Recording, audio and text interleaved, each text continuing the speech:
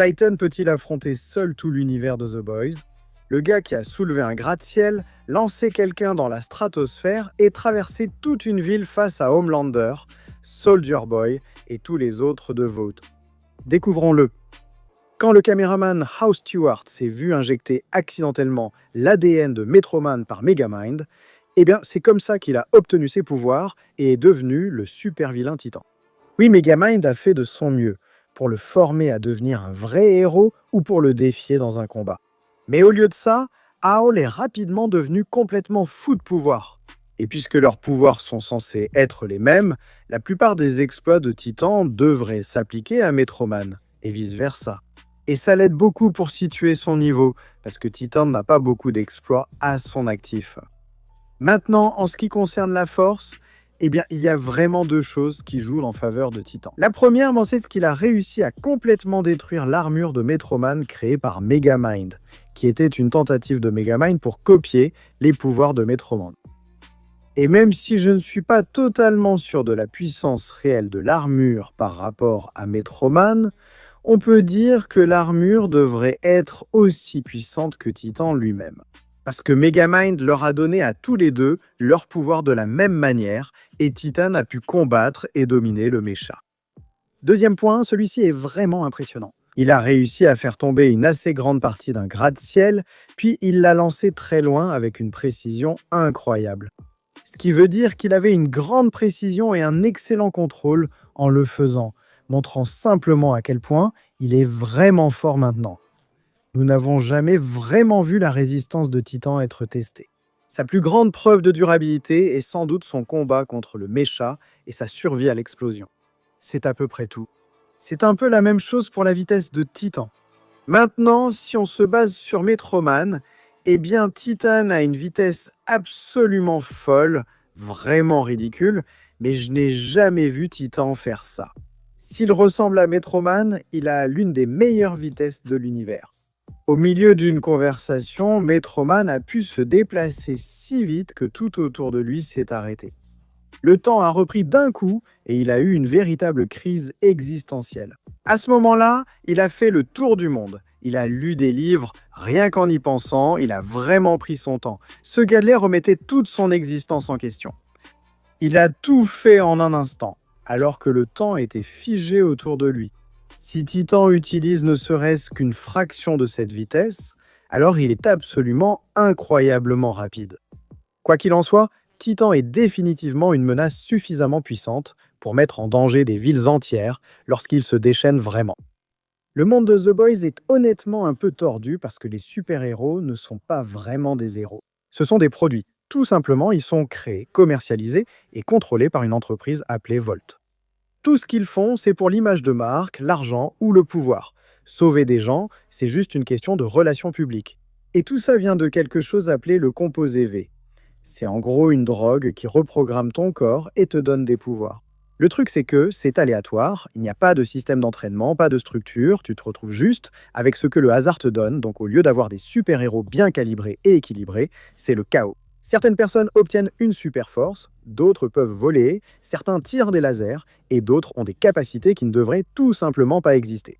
Et c'est ça qui rend cet univers si dangereux, parce que ce n'est pas une question de qui est le plus fort, c'est une question de qui peut finir le combat en premier. Prenez Homelander sur le papier. C'est le gars qui a le vol, la force, la vision thermique, il est pratiquement invincible, c'est le chef de la meute. Personne dans son monde ne peut vraiment le défier. Mais voilà, il n'a pas l'habitude des vrais combats. Il est souvent le plus fort et tout le monde s'écrase devant lui. La plupart de sa puissance vient de l'intimidation et du contrôle, pas de l'expérience face à des adversaires de son niveau. Ensuite, tu as Soldier Boy. C'est là que les choses deviennent plus intéressantes, parce que, oui, il est fort, mais plus important encore, il a de l'expérience, il a vraiment participé à de vrais combats. En plus de ça, il a l'une des capacités les plus folles de l'univers, cette décharge qu'il envoie. Elle peut littéralement te retirer tes pouvoirs, donc peu importe à quel point tu es fort, s'il te touche avec ça, c'est fini pour toi. Mais ce n'est même pas la partie la plus effrayante de cet univers, parce que certaines personnes n'ont même pas besoin de force. Prenons Victoria Newman. Elle ne se bat pas, elle ne donne pas de coups, elle te regarde simplement et ta tête explose. C'est tout. Pas de préparation, pas d'avertissement. Si elle décide que le combat est terminé, c'est terminé. Il n'y a vraiment rien que tu puisses faire. Si tu ne la vois pas venir, alors il y a Marie. Elle pourrait en fait être pire parce qu'elle contrôle le sang, pas seulement à l'extérieur du corps, mais aussi à l'intérieur. Elle peut s'en servir comme arme, le manipuler ou simplement mettre ton corps complètement hors service. Donc maintenant, tu ne parles même plus d'un combat, tu parles de quelqu'un qui peut juste décider que tu es fini. C'est vraiment ce qui rend l'univers de The Boys si différent. Ce n'est pas qu'une question de force, mais aussi de qui utilise son pouvoir en premier. Parce que oui, les gros bras comme Homelander et Soldier Boy, ils doivent quand même se battre, échanger des coups, encaisser, continuer malgré les dégâts. Mais les personnages au pouvoir qui court-circuitent dans le combat, eux, ils sautent en tout ça. Ensuite, ça a les combattants intermédiaires comme Black Noir, pas les plus forts, mais incroyablement efficaces. Ils n'essaient pas de te dominer par la force, ils essaient de finir le combat le plus vite possible. Ou Kamiko, ce n'est pas non plus la plus puissante, mais elle ne reste jamais à terre. Elle guérit, revient sans cesse et transforme chaque combat en une guerre d'endurance. C'est tout l'intérêt de cet univers.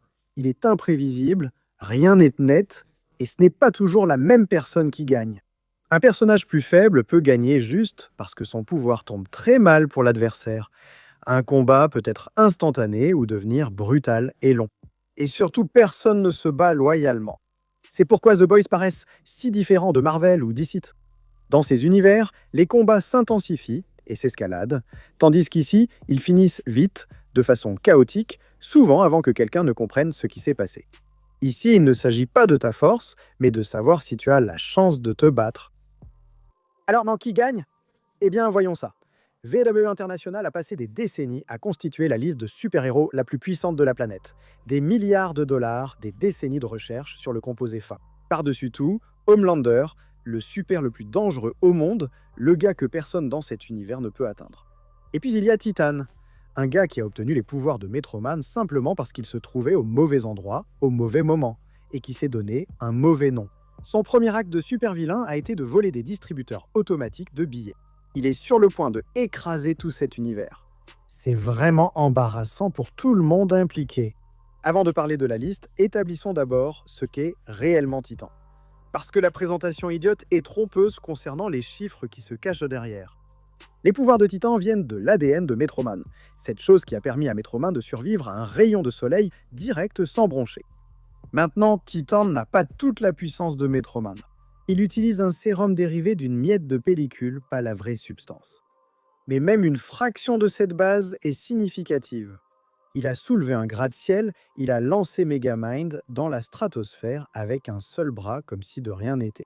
Il a encaissé les armes à énergie de Megamind à plusieurs reprises, des armes qui ne sont pas des explosifs conventionnels, mais une technologie avancée. Il a traversé tout ça sans problème. Sa vision thermique fait fondre le béton et le cuivre presque instantanément. Il a un facteur de guérison, un vol quasi invulnérable. La seule véritable réserve, c'est qu'il n'a absolument aucune compétence en combat, aucune technique, aucune tactique, juste de la pure rage et de l'instinct. C'est une arme nucléaire avec la conscience de soi d'un poisson rouge. Mais comme nous allons le découvrir, les chiffres sont tellement élevés que ça n'a finalement pas d'importance. Alors passons en revue la liste. Voilà le truc avec la plupart des gars. Titan ici est essentiellement Homelander. Même ensemble de pouvoirs. Vol, vision thermique, quasi-invulnérabilité, force surhumaine. Et tous ceux dans cet univers qui ne peuvent pas battre Homelander ne peuvent pas non plus battre Titan, ce qui représente la plupart d'entre eux. L'avantage de vitesse d'Atrein disparaît dès que la vision thermique de Titan est dirigée vers lui depuis l'autre bout de la ville. The Deep n'est qu'un gars poisson, il n'est pas pertinent. La foudre de Stormfront est impressionnante, mais réussir à toucher quelqu'un qui encaisse des attaques énergétiques de science-fiction, c'est une discussion très brève. Kamiko et Sam frappent fort, guérissent vite, mais Titan frappe encore plus fort. La différence de force et de puissance est réelle. Avec tous ces gars-là, il n'y a même pas vraiment de comparaison possible.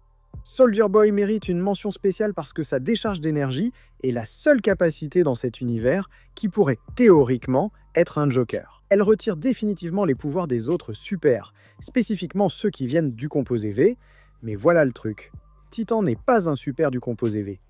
Ses pouvoirs viennent de l'ADN de Metroman, donc l'arme anti-composé V spécifique de Soldier Boy ne s'applique pas vraiment ici. Ça pourrait avoir un effet, mais probablement pas assez. Soldier Boy tombe, et ensuite on passe à l'événement principal. Homelander est ici considéré comme le sommet de l'univers The Boys en termes de composé fait. C'est tout à fait exact. Personne ne s'en approche. Il n'a jamais été sérieusement menacé par quoi que ce soit que Vought ou qui que ce soit d'autre ait pu lui opposer. Sa vision thermique transperce les autres super. Sa résistance n'a jamais vraiment été mise à l'épreuve par quoi que ce soit dans cet univers.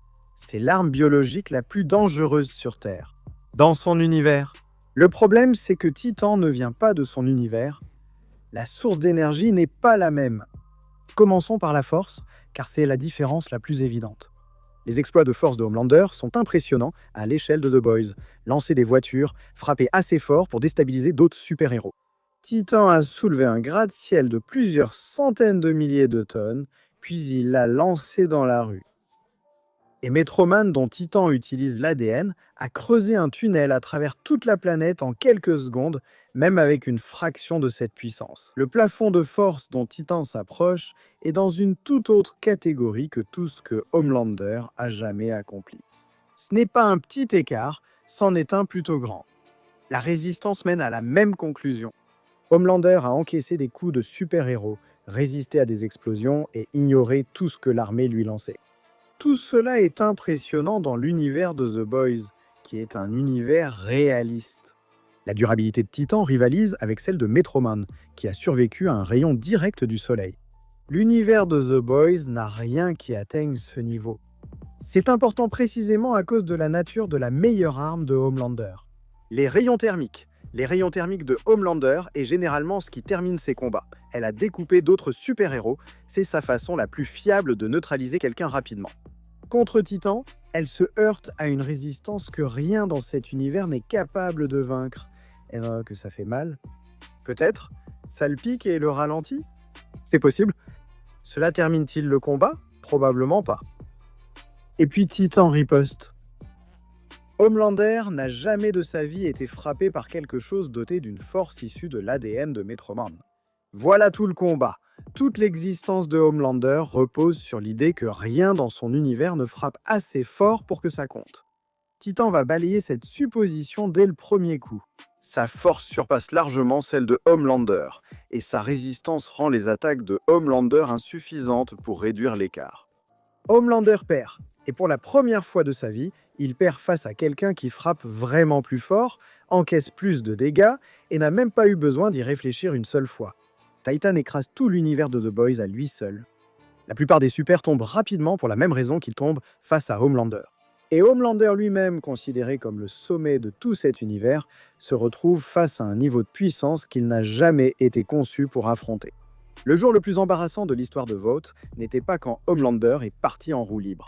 Ce n'était pas non plus les conséquences de la révélation du composé fin. C'était de perdre toute leur équipe à cause d'un type qui s'est trompé en choisissant son propre nom, qui a eu ses pouvoirs par accident et dont la plus grande ambition était de rebaptiser une ville à son nom.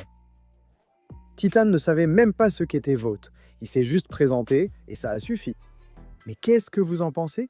Dites-le dans les commentaires ci-dessous. Je sais que vous aurez des avis et des réactions là-dessus, c'est certain.